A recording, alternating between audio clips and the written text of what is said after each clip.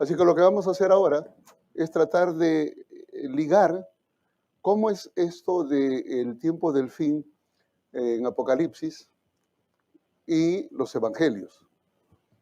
Vamos a tratar esta noche la visión de Mateo 24, donde el Señor, en su sermón profético, en la primera parte, Él desarrolla eventos futuros para sus discípulos que llegarían aún hasta nuestros días.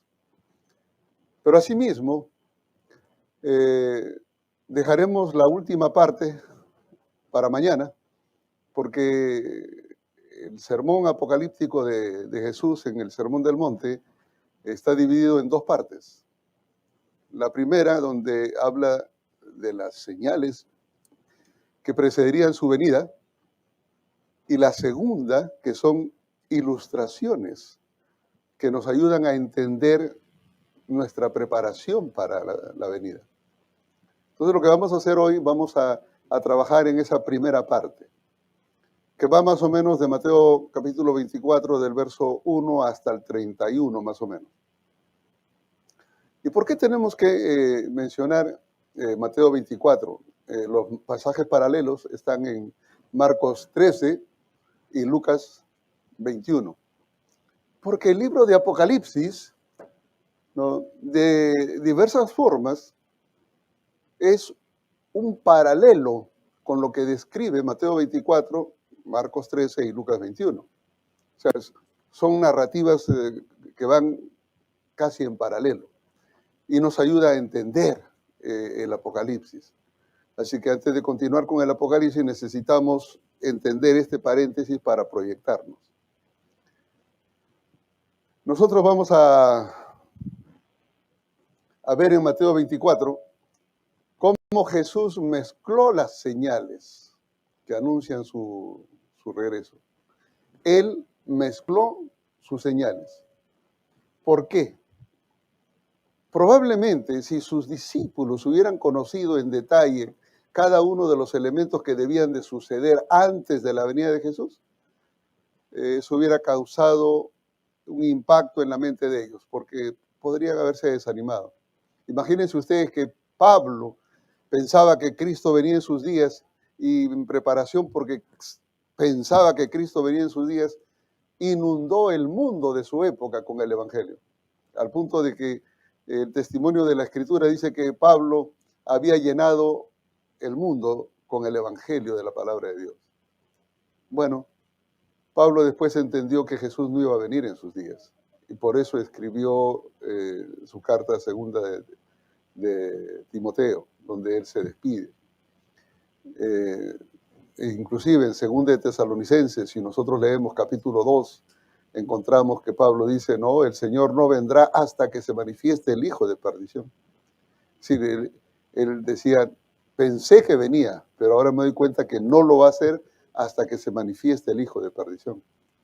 Así que ustedes se dan cuenta que los discípulos necesitaban ánimo, necesitaban un estímulo para avanzar en la predicación del Evangelio. Y lo que nosotros entendemos es que el Señor Jesús mezcló las señales de su venida a fin de ayudar a sus discípulos a entender lo que venía, pero los dejó allí. No parece ser que los discípulos entendieron demasiado avanzados en su edad y en las circunstancias de vida que el Señor no vendría en sus tiempos, pero ellos estaban convencidos que el Señor vendría en sus tiempos.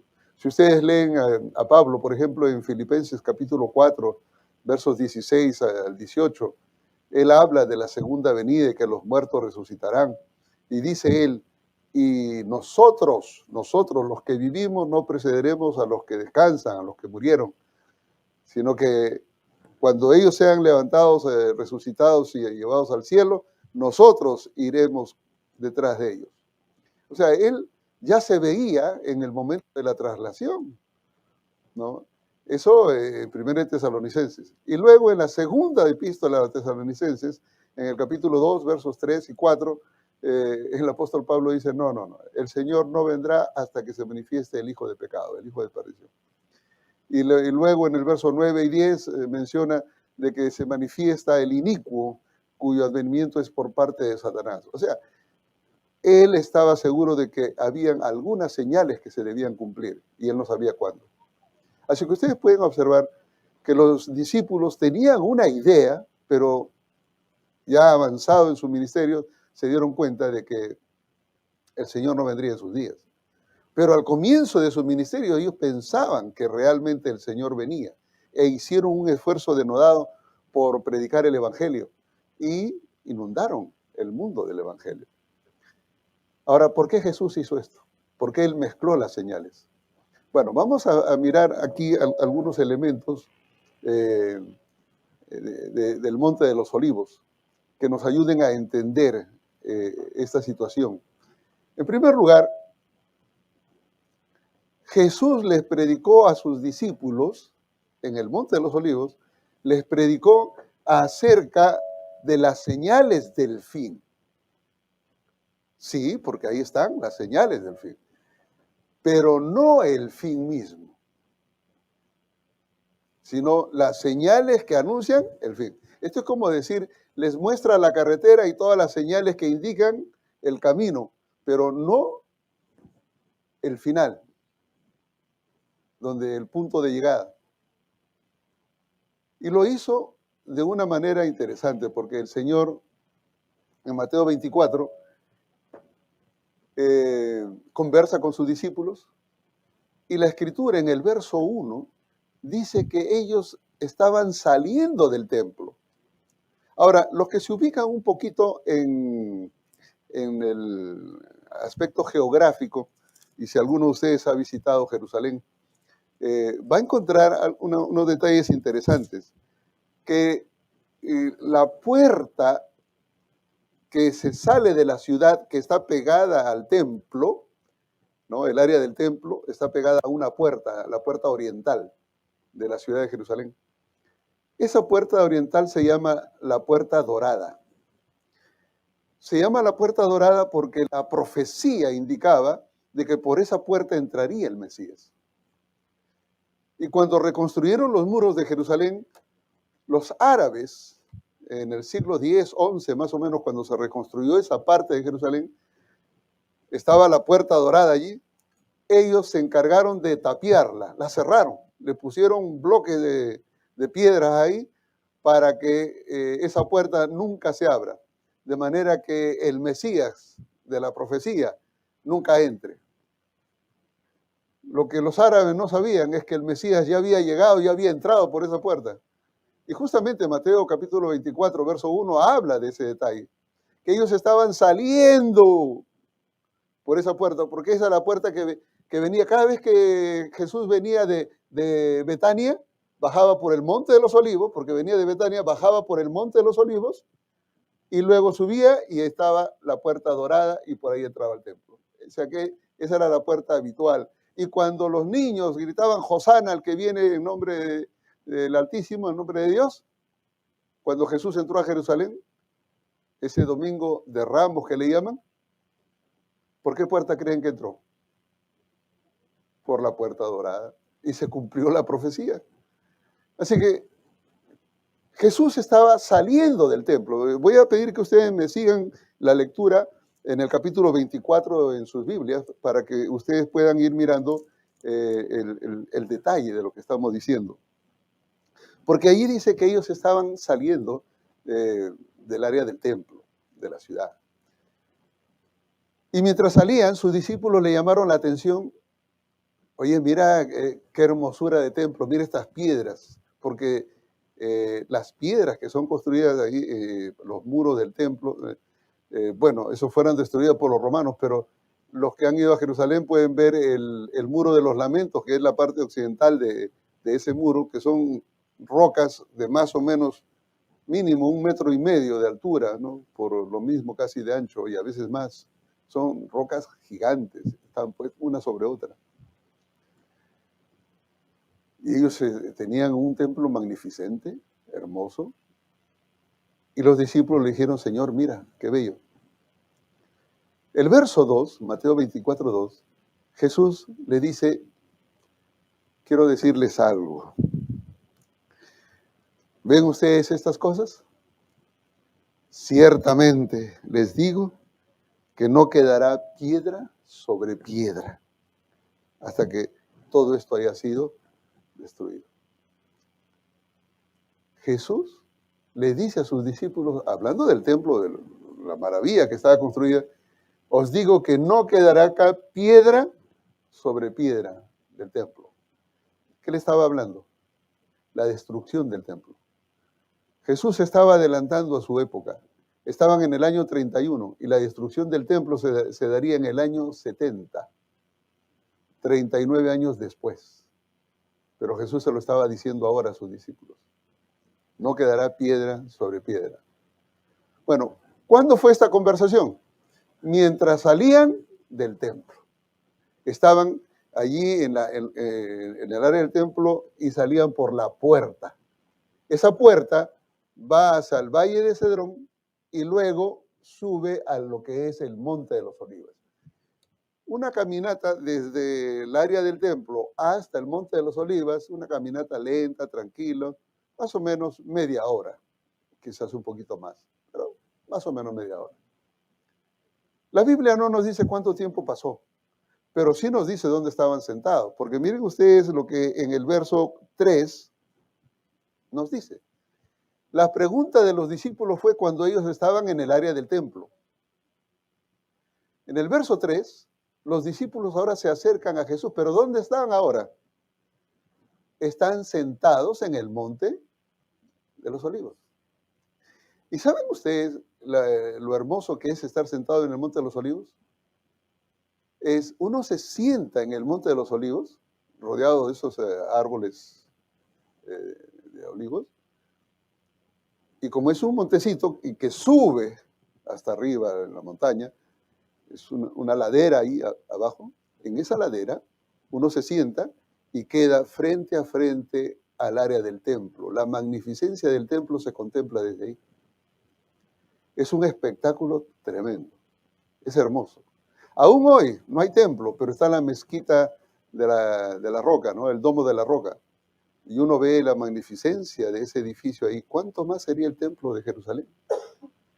Y ellos estaban sentados ahí. Y para llegar a ese lugar, mínimo, media hora. Así que ellos habían pasado un buen tiempo.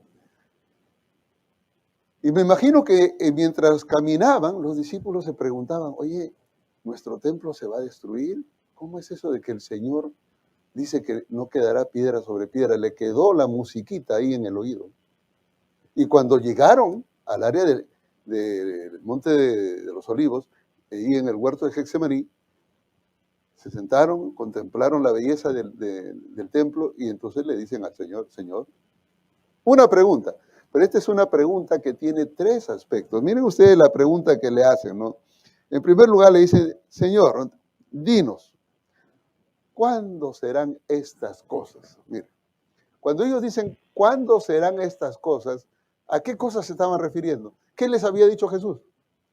Que no quedaría piedra sobre piedra. Así que, ¿cuándo serían estas cosas? Es decir, ¿cuándo la destrucción de Jerusalén? ¿Cuándo serían estas cosas? ¿Y qué señal habrá de tu venida? ¿Qué señal habrá de tu venida? Y luego añade un elemento más. Y del fin del siglo o del fin de la edad. Ustedes se pueden dar cuenta que en esta petición los discípulos estaban curiosos, querían saber qué está por acontecer, cómo es que el Señor sabe que esto va a ser destruido. Bueno, en realidad Mateo 24 y 25 es la respuesta de Jesús a esta pregunta. Así que cuando uno lee Mateo 24 y 25, uno debe tener en mente la pregunta de los discípulos. ¿Cuándo serán estas cosas, la destrucción de Jerusalén? ¿Qué señal hay de tu venida y qué señal hay del fin del siglo? Tres aspectos. Por eso es que cuando nosotros tenemos que analizar esta pregunta, tenemos tres elementos que debemos tener en cuenta. En primer lugar, los discípulos querían saber cuándo sería la destrucción de Jerusalén. En segundo lugar, ¿qué señal habrá de tu venida? La señal del fin, cuando la película se acabe y diga fin. ¿Cuándo? Y lo otro, la señal que estamos viviendo el fin de este siglo, el fin de la era. Tres preguntas. Ese es el orden. 1, 2, 3. Bueno, ¿qué hizo Jesús? Cuando Jesús responde, no lo responde en el mismo orden. Usted cuando hace una pregunta, ¿qué espera? Que se le responda en el mismo orden en que usted preguntó. Bueno, uno analiza las preguntas, este es el orden. Pero cuando encuentra la respuesta que Jesús dio, lo dio en un orden totalmente distinto. Vamos a mirar cuál es el orden que el Señor dio. En primer lugar, contestó la tercera inquietud. O sea, empezó por la señal del fin del siglo, la consumación o el fin de los siglos. Es decir, que estamos viviendo los postreros tiempos. Así que, y eso va de los versículos 4 al 14.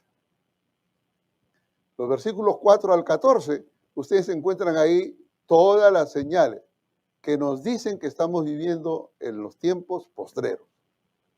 Y esto es importante porque muchas veces nosotros decimos, no, terremoto, quiere decir que un terremoto, y a ver, salgo por la ventana a ver si Jesús viene. Indudablemente que cuando Cristo venga habrá conmoción, habrá todo eso, pero los terremotos simplemente nos recuerdan que estamos viviendo los postreros días. El hambre, las guerras, ahora que se está anunciando que viene una hambruna global, son señales que estamos viviendo los postreros tiempos. En segundo lugar, lo que el Señor hace es decirles la primera inquietud que ellos tenían. La primera pregunta, ¿cuál era? ¿Cuándo serán estas cosas? La destrucción de Jerusalén. Fíjense ustedes que ellos estaban interesados en saber cuándo sería Jerusalén destruida primero. Y lo que Jesús hace es, le dice, primero les voy a decir que estamos viviendo los tiempos finales. Luego les voy a decir cuándo será destruida Jerusalén. Y al último les voy a decir la señal del fin. La venida de Jesús. Les voy a hablar de la señal del fin. Ese es el orden. Ahora, y ahí están los versículos. Decíamos que estamos viviendo en los postreros días, se desarrollan de los versículos 4 al 14.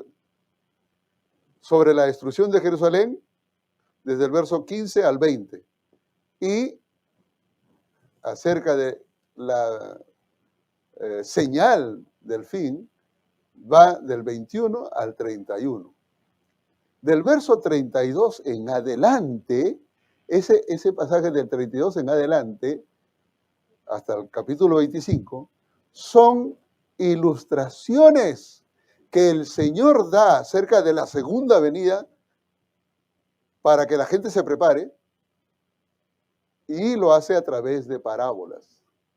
Y ese será el tema que discutiremos o estudiaremos mañana. Hoy día vamos a ocuparnos de la primera parte. Si nosotros podemos entender esto, entonces se nos hace más fácil ver cuál es el propósito que el Señor tiene para con sus hijos, ¿no? A veces nosotros mezclamos todo, como los discípulos, mezclamos y después estamos viendo qué es qué. Jesús lo hizo bien claro. Habían tres inquietudes y él respondió las tres inquietudes, pero no las respondió en el orden en que se preguntaron. Este es el orden. ¿Y cómo sabemos eso? Por el análisis que se hace de la palabra de Dios. El análisis de la palabra de Dios nos ayuda a nosotros a entender esos detalles. Ahora, mirando este asunto, diríamos, en primer lugar, ¿cuáles son las señales del fin del siglo? Las señales que estamos viviendo los tiempos postreros. ¿Cuáles son esas señales que nos recuerdan que estamos viviendo los tiempos postreros? Bueno, en primer lugar, vendrán falsos cristos. Vendrán muchos en mi nombre. Dirán, yo soy el Cristo. No les creáis. Fíjense ustedes que aquí se habla de falsos cristos. Y quisiera que ustedes tomen nota de esto, porque lo vamos a volver a repetir. Y uno dice, bueno, ¿y por qué se repite esto aquí cuando se habla de que estamos en los postreros días? Y luego se repite en torno a la señal del fin, porque también se repite. Y es que el Señor quiere amonestarnos que falsos cristos han habido todo el tiempo, pero con mayor énfasis lo habrá en el tiempo cuando la señal del fin esté próxima a manifestarse. Ahora, algunos de ustedes dirán, ¿y cómo sabemos que estamos viviendo los postreros días? ¿O cuándo empezaron los postreros días? Para aclarar, porque tenemos que partir por allí. Entonces vamos a abrir nuestras Biblias, hacer un paréntesis aquí, y hacer un paréntesis y ir a Hebreos capítulo 1 y versos 1 y 2. Y entonces allí nosotros vamos a encontrar qué es lo que Pablo nos dice acerca de los postreros días. ¿Cuándo empezaron? ¿Cómo estamos? Miren, en Hebreos, en el capítulo 1, dice, verso 1, Dios, quien en varios tiempos nos ha hablado de diferentes maneras en el pasado a nuestros padres, por medio de nuestros padres, los profetas, habló a nuestros padres por los profetas, en los postreros días nos ha hablado por su Hijo, a quien constituyó heredero de todas las cosas. Dice que Dios nos ha hablado de muchas formas, de muchas maneras, en el pasado, a nuestros padres, por los profetas. Lo sabemos, el Antiguo Testamento, los profetas anunciaron la palabra de Dios. Y el verso 2 dice, pero en estos últimos días, en los postreros días, nos ha hablado por medio del Hijo. Quiere decir, ¿cuándo empiezan los postreros días? Cuando Jesús viene a esta tierra. Con la encarnación de Dios y Cristo ministrando aquí en su ministerio terrenal, los postreros días se inauguraron. Y eso tiene una connotación muy importante, porque cuando nosotros leemos Joel, capítulo 2, versos 28 y 29, cuando dice que, y en los postreros días, Joel está escribiendo siglos antes de Cristo, y dice, y en los postreros días enviaré mi espíritu, y profetizarán los niños, ancianos verán visiones, etc. ¿Cuándo son los postreros días? Entonces mucha gente está esperando los postreros días que sean antes de la venida de Cristo. Los postreros días se cumplen cuando Cristo vino. Eso es lo que dice Hebreos. En los postreros días Dios nos ha hablado por el Hijo. Cuando Cristo vino, se inauguró el tiempo de los postreros días. Vivimos los postreros días desde la venida de Cristo hasta su venida. Y es por eso que Joel, en el Hechos de los Apóstoles, capítulo 2, versos 16 al 18, cuando ustedes encuentran ahí que la gente se está burlando de los discípulos que están hablando en lenguas, Pedro se levanta y dice, no, ellos no están borrachos, como decían que estaban borrachos, no están borrachos. Este es el cumplimiento de lo que dijo Joel, que en los postreros días profetizarán, verán visiones. Eso que Joel dijo se está cumpliendo. Porque ya los postreros días se habían inaugurado con la venida de Cristo. La profecía de Joel se cumplió ahí. Pero lo interesante de esto es que esa profecía de Joel tiene un doble cumplimiento al fin del tiempo también. Cuando se manifieste a punto de manifestarse la señal del fin, también se manifestará otra vez ese don de profecía, de predicar la palabra de Dios y tener sueños y visiones. ¿Por qué es importante entonces saber que estamos viviendo los postreros días? Porque estas señales nos hacen recordar que estamos viviendo los postreros días, porque esos son el fin de los siglos. Entonces, el Señor dijo, cada vez que ustedes vean estas señales, sepan que están viviendo los postreros días. Y entonces oiréis de guerras, rumores de guerras, pero aún no es el fin. Entonces, han habido guerras, todo el tiempo hay guerras. Ya nos hemos acostumbrado a la guerra. En nuestra generación, ya miren cuántas guerras. En el año 1950 se acabó la guerra del Vietnam, no, perdón, de Corea. ¿No? Hicieron un alto hasta ahora. Y de ahí en los años 60, 70, Vietnam. Y de ahí para acá, entonces ya en los años 90, la guerra de Irak. Y de ahí luego en el 2000 para acá, ya Afganistán. Y ahora, Ucrania. Y luego, miren, nuestro mundo está yendo cada vez más en la autodestrucción. Así que esto de guerras lo hemos escuchado todo el tiempo y decimos, eso es parte de lo que el Señor dijo, nos recuerda que estamos viviendo en los días postreros. Ahora, entonces, otra cosa que también nos recuerda que estamos en el tiempo de los días postreros es el hambre, eh, las pestes, los terremotos. Y bueno, acabamos de pasar una peste. Bueno, estamos pasando todavía. Y no está terminando esta y ya está viniendo otra. ¿No? Hay que tener cuidado con ese virus de los monos ahora. Entonces, que está de moda por ahí. Están viniendo en África, eso es normal, digo, normal, especialmente en el área del Congo. Hay esas enfermedades. Algunas veces, mientras yo volaba en los países africanos, vi a varias personas que de hecho me impactaban ver las protuberancias en las manos, en el cuello, en la cara, todo. Una situación muy, muy, muy lamentable. Entonces, hay ese problema ahí.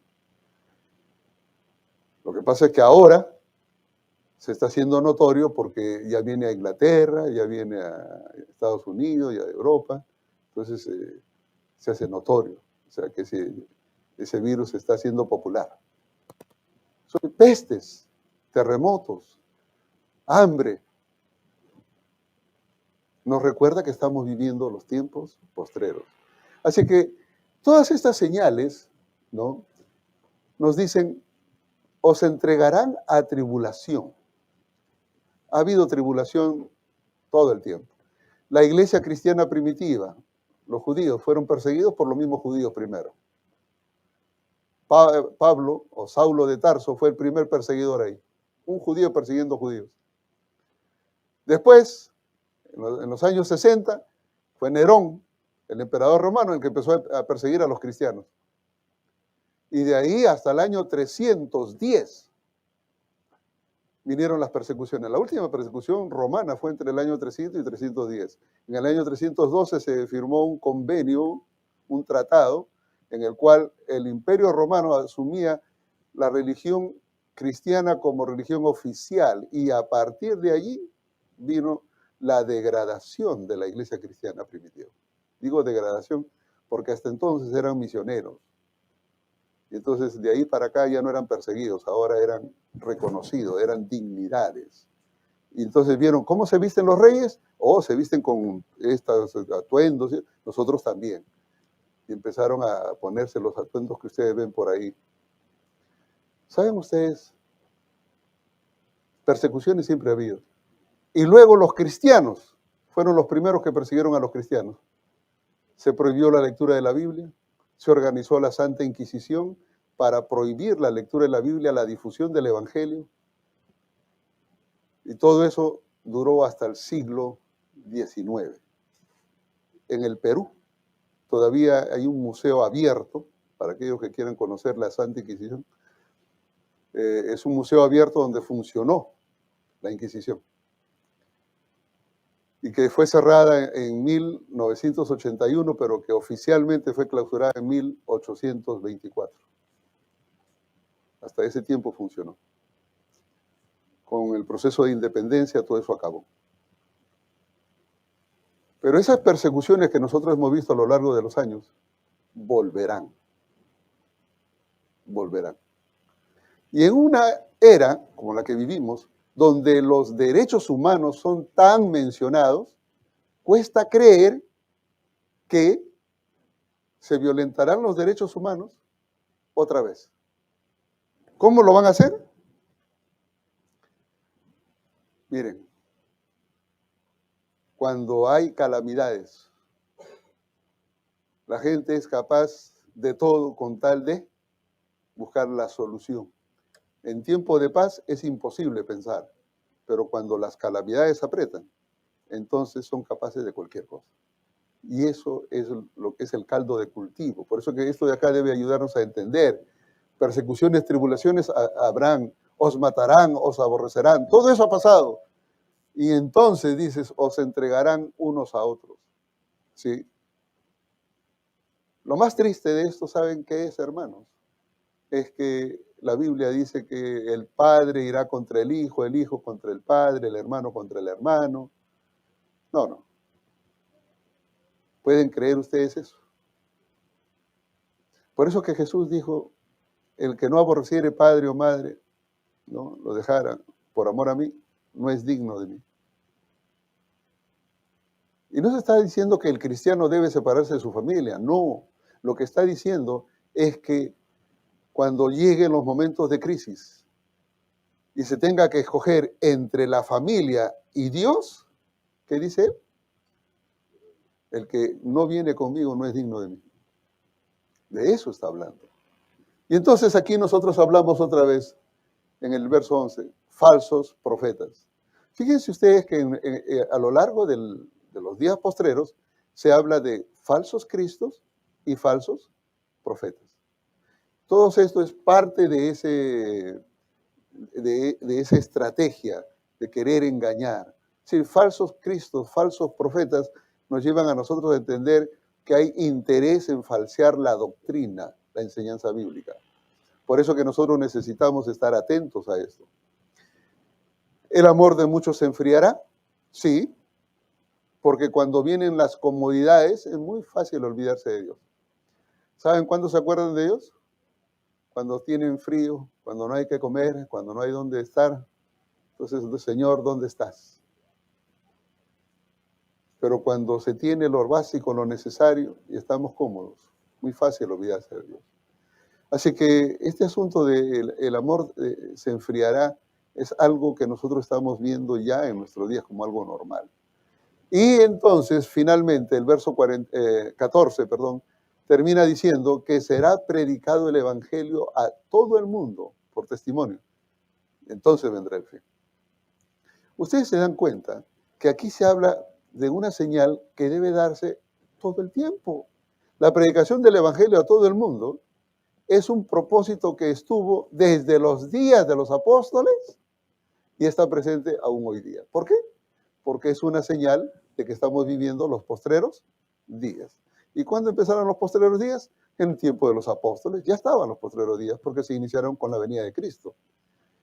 Y estamos viviendo los postreros días. Por lo tanto, el Evangelio a todo el mundo, que fue una realidad en los días de los apóstoles, es una realidad hoy también.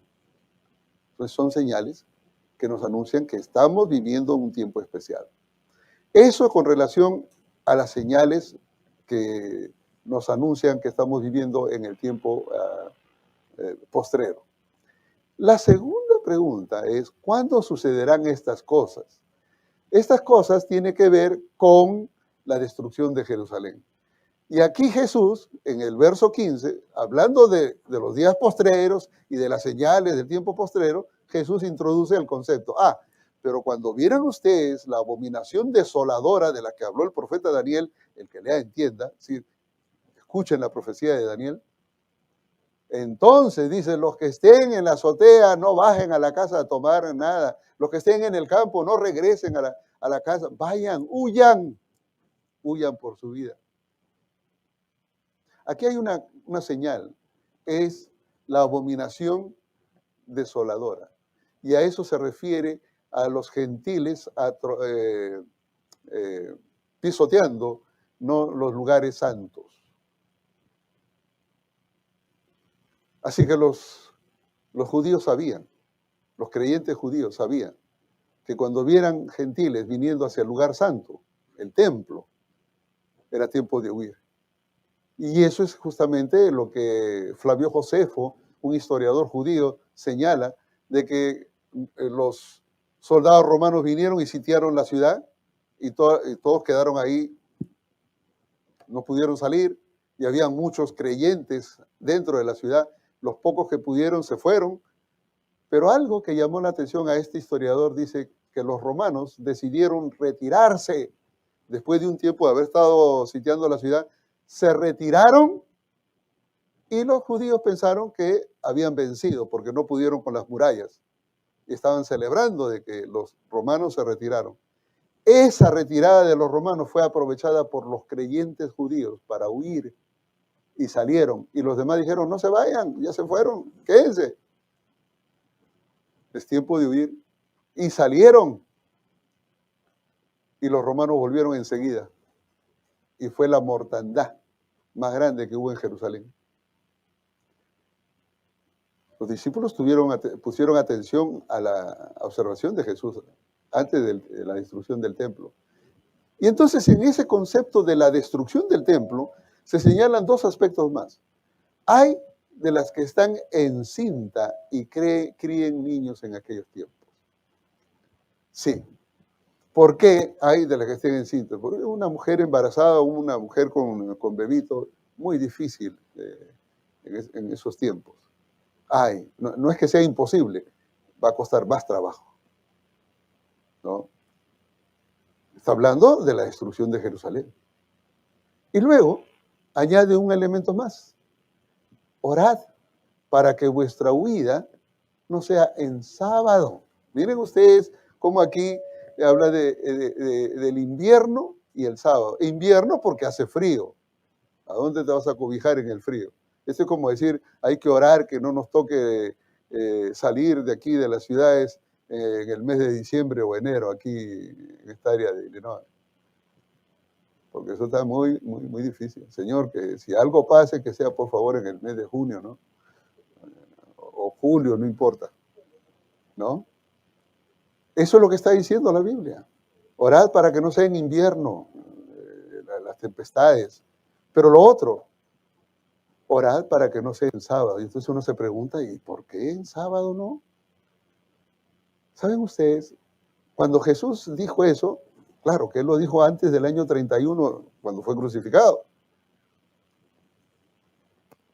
En los días de Jesús, el sábado tenía muchas cargas. Por eso que él fue cuestionado. ¿No? En algún momento les predicaré sobre el sábado. Pero el asunto es que en los días de Jesús, el sábado tenía una restricción, de las tantas, pero una, que les prohibía huir. En sábado no se podía caminar más de 1 kilómetro. Y si usted tiene que huir en sábado, calcula 1 kilómetro y hasta ahí llegó, porque si va un paso más, ya está quebrantando el sábado. Está condenado. Entonces dice que no sea en sábado. ¿Se dan cuenta? Pero lo más importante de esto, ¿saben qué es? Es que Jesús le está diciendo que cuando se destruya Jerusalén, el sábado estaría vigente. ¿Qué significa eso? Eso echa por tierra todos aquellos que tienen como excusa para decir que guardan el domingo porque el Señor resucitó el domingo y que Él cambió el honor y gloria que se le da a Dios en el sábado al domingo. Esto lo echa por tierra. Porque el Señor dijo, oren para que no sea en sábado, para que puedan caminar más de 1 kilómetro.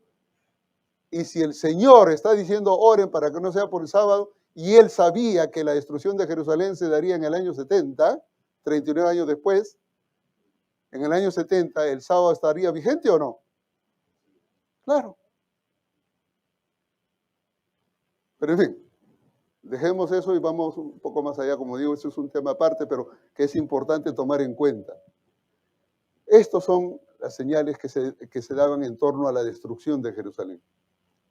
Y entonces, seguidamente, el Señor hace un cambio y va a contestar ahora la pregunta, la segunda, que tiene que ver y la señal de tu venida. La señal del fin. ¿Cómo nosotros la vamos a entender? Y entonces el Señor introduce la señal del fin. Fíjense cómo la introduce. Yo quiero señalar acá con una sola palabrita aquí. Esto. Gran tribulación. Gran tribulación. Este aspecto de la gran tribulación, estoy leyendo Mateo 24, 21, este aspecto de la gran tribulación tiene una significancia importante. Quiero describir esta tribulación porque cuando leamos Apocalipsis vamos a recordar esto otra vez. Recuerden que hay un paralelismo entre esto y el Apocalipsis. Y es que el verso 21 dice que esta gran tribulación, habrá una gran tribulación cual nunca ha habido desde el principio del mundo hasta ahora, ni la habrá. ¿Qué significa eso? Es una tribulación que desde el principio del mundo nunca ha habido y nunca habrá.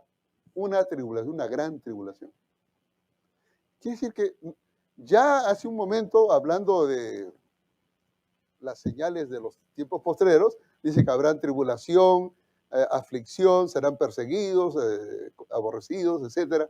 Está hablando de persecuciones y lo han habido a lo largo del tiempo.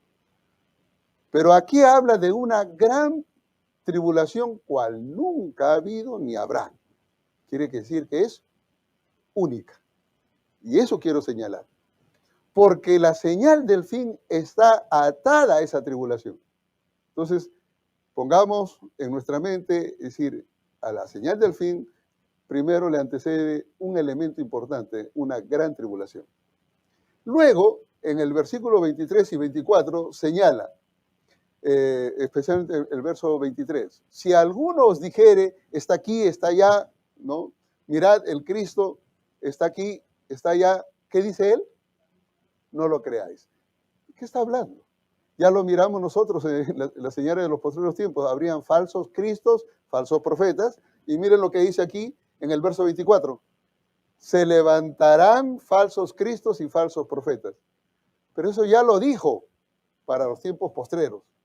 Pero ahora lo está diciendo en los tiempos inmediatos a la señal del fin. Es decir, el tiempo que nosotros estamos viviendo hoy.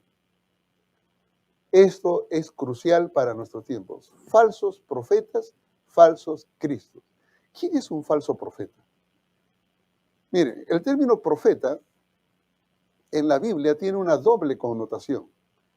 Cuando uno analiza la palabra profeta, profeta viene del griego que es profoneo, ¿no? Es foneo, fonos, de ahí viene teléfono, ¿no? Megáfono. El foneo, es voz, sonido. El profoneo es el parlante. Ustedes me escuchan porque hay un parlante que amplifica. Bueno, ese es el profeta, es el portavoz de Dios. El parlante no habla. El parlante solamente reproduce el sonido, la voz del que habla. Amplifica la voz del que habla. El profeta es el que reproduce las palabras de Dios y las enseña, las transmite. En ese sentido, la Biblia habla de profetas. Y esto es importante porque nosotros somos llamados sacerdotes, reino de sacerdotes. Y hemos sido llamados a profetizar. En este tiempo se habla de profetizar y el Apocalipsis habla mucho de eso. Y uno dice, ¿qué es profetizar? Nosotros entendemos que profetizar, cuando habla de un profeta, es aquel que habla de eventos futuros y que se cumple, y eso es profeta. Sí, eso es lo tradicional. Pero la otra acepción es ser portavoz de la palabra de Dios. Y cada vez que nosotros estamos transmitiendo la palabra de Dios, estamos siendo parlantes de la voluntad divina. Solamente asegurémonos que estamos transmitiendo la palabra de Dios y no mi palabra. Ahora, ¿por qué digo esto? Porque hoy día hay líderes, tanto pastores como laicos, líderes que están tergiversando la sana doctrina. Ya de eso hemos hablado ayer un poco, de qué fácil es coger los textos y mezclarlos y llegar a conclusiones erradas. Bueno, eso es lo que se está haciendo. Si tuviéramos que enfrentar cada uno de esos problemas, tendríamos que tomar tiempo para cada cosa. Yo lo que he hecho, en lo que vengo tomando como desafío, es escribir acerca de algunos problemas. Hace un tiempo atrás, mientras estuve trabajando en México, tuve la oportunidad de lidiar con un grupo que se dicen adventistas del séptimo día y son de la vara del pastor o davidianos. Y para advertir a la iglesia, escribí un libro que se llama Los Davidianos en la Iglesia Adventista. Y fue publicado por la Pacific Press en el año 2013, creo. Para ayudar a la iglesia hay que escribir. Entonces simplemente se escribe. Mientras trabajaba en Colombia me encontré allá con otro problema que tenía que ver con los antitrinitarios. Y empecé a escribir también. Y lo dejé ahí, estoy en el proceso de terminar eso. Pero se me ocurrió que antes de terminar, porque estaba en la pandemia pensando qué hacer, dije, necesitamos primero entender este asunto de la Biblia. ¿Cómo podemos ser portavoces de la Biblia? Y se me ocurrió entonces poner por escrito las estrategias y metodologías que hemos tratado de enseñar por algún tiempo a nuestros estudiantes. Y entonces publicamos un libro el año pasado, en pandemia, que se titula esto, Predicación al punto. Estrategias para leer la Biblia a fin de predicarla. No es para llenarse de sabiduría, no es para, ¿cómo se dice uno? Ensanchar la figura de vanidad de conocimiento teológico, no. Es cómo leer la Biblia para entenderla y a fin de poderla compartir. Porque nosotros hemos sido llamados a profetizar, en el sentido de ser transmisores de la palabra de Dios. Y entonces, ahora están saliendo otros asuntos. Y yo lo que en cierta parte dedico parte de mi tiempo es a escribir en respuesta a los problemas que vienen surgiendo en diferentes lugares de la iglesia.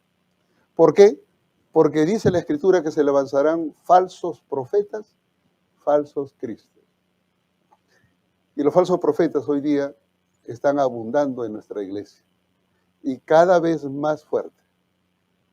A mí me parecía increíble 20 años atrás siquiera pensar de que algún adventista fuera antitrinitario.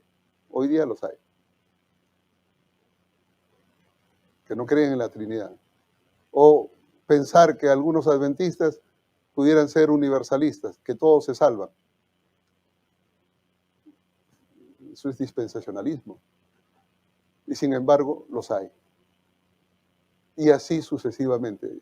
Necesitamos entender, vienen falsos cristos que vienen con señales y prodigios mentirosos y que de ser posible, engañarán aún a los escogidos. Así que nosotros estamos advertidos. Otra señal que nos lleva al fin es, Jesús nos dice, miren, en primer lugar, una gran tribulación cual nunca hubo. Falsos cristos, falsos profetas, y entonces les dice, miren, no se dejen engañar, porque así como el relámpago se muestra de oriente a occidente, así será mi venida. Es decir, va a ser visible. El relámpago no viene calladito, viene con truenos y bulla. Así y con luces, así será mi venida. Porque no necesitamos que nos digan que Jesús ha venido, lo veremos. Todo ojo lo verá, dice la Escritura. Pero entonces en el verso 29, Mateo 24, 29, hay una palabrita que he subrayado aquí. Inmediatamente después de qué. ¿Cuál tribulación? ¿Recuerdan que esta señal habla de una gran tribulación cual nunca hubo y nunca habrá? Bueno, inmediatamente después de esa tribulación, cual nunca hubo, nunca habrá, ¿qué va a pasar? Cuando nosotros veamos esa tribulación, inmediatamente después habrán señales en el sol, la luna y las estrellas. Esta profecía históricamente se han cumplido, ¿no? en un tiempo pasado. Pero aquí está hablando del cumplimiento de esta profecía inmediatamente después de la tribulación, cual nunca hubo, nunca habrá. Y eso es previo a la señal del fin. Es decir, todavía está en el futuro, no es que está atrás, está hacia adelante. Y entonces los cielos serán conmovidos. Y entonces aparecerá la señal del Hijo del Hombre. Voy a regresar un poquito porque dice, entonces aparecerá la señal, esa señal del fin. Esa aparecerá. ¿Cuándo? Después de la gran tribulación, cuando haya esta conmoción. Ahora, un paralelo a esto, nosotros lo encontramos en Apocalipsis, en el capítulo 6. Miren ustedes, Apocalipsis, capítulo 6. Vamos a encontrar aquí un paralelo. Cuando está hablando aquí de el sexto sello. En el verso 12, dice, cuando se abrió el sexto sello, un gran terremoto. Y entonces, ¿qué dice? Y la luna se oscureció, el sol, y la luna vino a ser como sangre, color de sangre, roja como la sangre, y las estrellas cayeron del cielo. ¿A qué se está refiriendo? Se está refiriendo exactamente a estas señales. Pero está hablando aquí del sexto sello. ¿Y saben lo curioso? Que después del sexto sello, ¿quién aparece en el Apocalipsis? El Hijo del Hombre, Cristo. Se abre el sexto sello, vienen estas señales y entonces los reyes, miren lo que dice el verso 15, los reyes de la tierra, los príncipes, los ricos, los magnates, dicen, ¿no?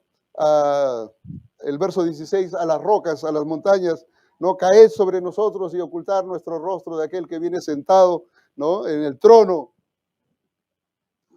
Líbrenos de la ira del Cordero. ¿Qué están describiendo? La venida del Señor. Ustedes se dan cuenta que estas señales en los cielos están un poquito antes de lo que aparece el Señor. Eso es lo que señala Apocalipsis. Volveremos a esto más adelante, pero ahora necesitamos concentrarnos aquí, porque ¿cuándo vienen estas señales en la luna, el sol, las estrellas? ¿Cuándo vienen estas señales?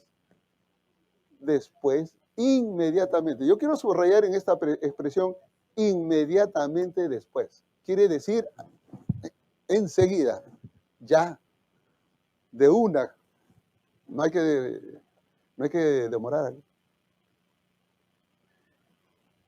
Después de la tribulación, inmediatamente conmoción en los cielos, y cuando hay esa conmoción en los cielos, entonces dice el verso 30, entonces aparecerá la señal del Hijo del Hombre.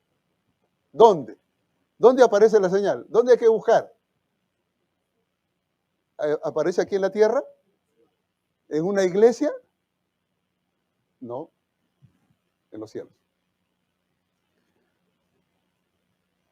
Dice, la señal aparece en los cielos. Y cuando uno sigue leyendo, dice, se lamentarán todos los tribus de la tierra al ver al Hijo del Hombre, viniendo sobre las nubes. ¿Dónde aparece el Señor? En el cielo. ¿Pero dónde en el cielo? En las nubes.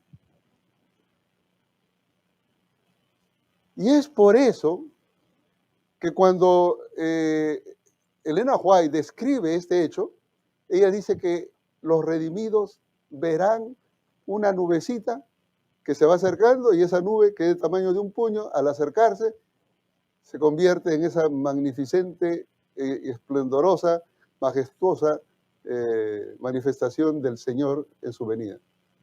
Esa nube es la señal. ¿Y de dónde sacó ella eso?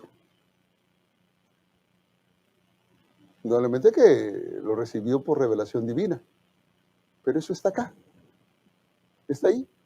Aparecerá la señal del cielo, del Hijo del Hombre en el cielo, en las nubes.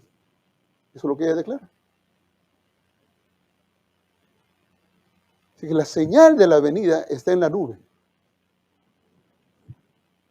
Pero ¿quiénes verán esa nube y recibirán al Señor? Y dirán, este es nuestro Dios, le hemos esperado y Él nos salvará. Muy diferente a aquellos que Apocalipsis dice a las rocas, caed sobre nosotros y ocultadnos de aquel que viene sentado en el trono. Ustedes se dan cuenta que hay dos tipos de personas, ¿no? Esta señal la verán los hijos de Dios, aquellos que estén bajo la gran tribulación, aquellos que experimentan la gran tribulación, porque dice, inmediatamente después de la gran tribulación, conmoción en los cielos y la nubecita aparece. Esa gran tribulación es primero. El Señor no nos pone fechas, pero sí nos dice, ¿ustedes quieren ver la venida del Señor? Sí, préstenle atención a la gran tribulación, cual nunca hubo, nunca habrá, y la conmoción en los cielos, porque allí inmediatamente verán la señal. De eso está hablando Mateo. Y eso es lo que el Señor quiere que nosotros entendamos.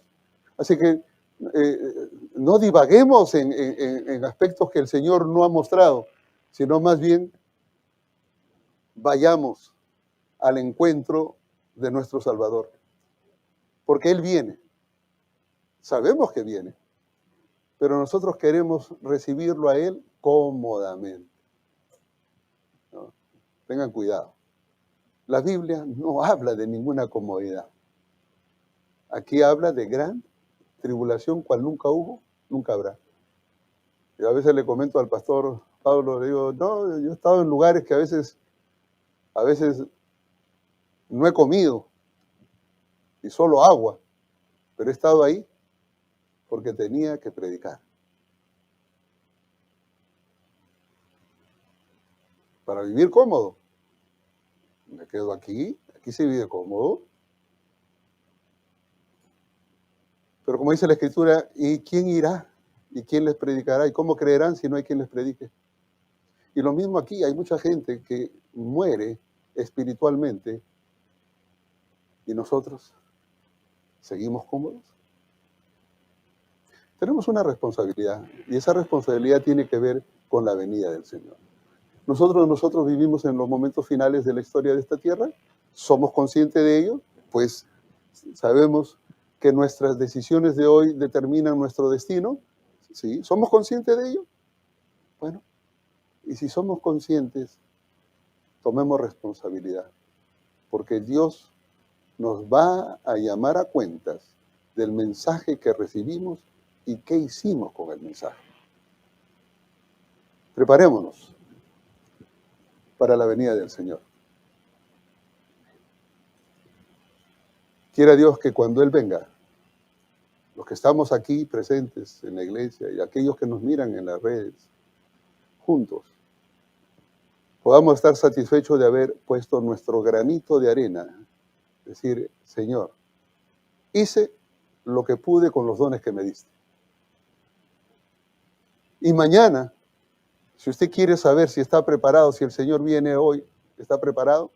¿Usted quiere saber la prueba para saber cómo saber si estamos preparados? Pues no se preocupe. Mañana vamos a estudiar eso. Que el Señor los bendiga y los ayude para que cumplamos nuestra misión hoy en tiempo de paz y aún en los momentos difíciles que están por venir a esta tierra. Vamos a orar.